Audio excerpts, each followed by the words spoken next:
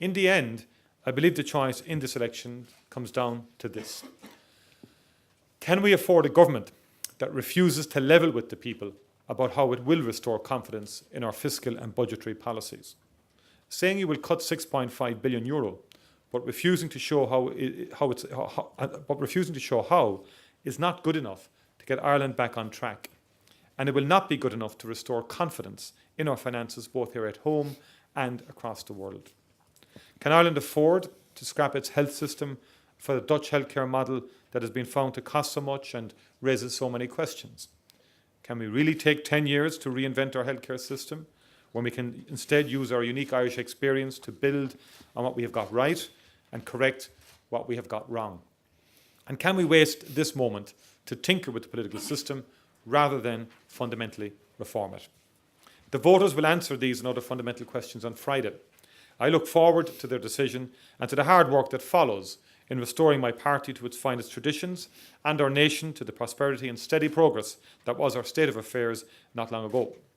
I believe a prosperous, forward-looking Ireland and a vibrant Fianna Fáil will be our future once again if we make the right choices.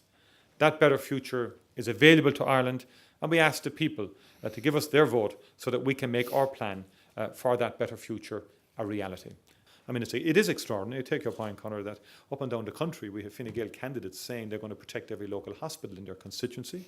People saying that they'll resign if anything happens, Portiuncula, and so on. Yet, in year 3, Fine Gael are saying they're going to end the block grants to Letterkenny, to Bantry, to Mallow, to Neenah, to Portiuncula. That's what they're saying in their policy document. But I take your point that, for some reason, we've articulated this, we've issued press release after press release on this and leaflets and so on, and it's been kept fairly tight. And it was only on Monday that James Riley himself admitted, in the context of the Tilburg University research on the Dutch health model, that there were serious issues with it and he'd have to look at it.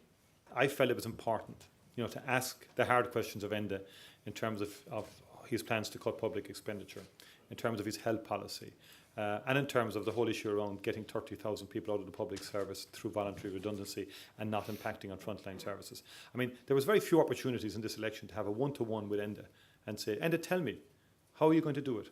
Where are the details of your plan? Why won't you give the spreadsheets to journalists in terms of the savings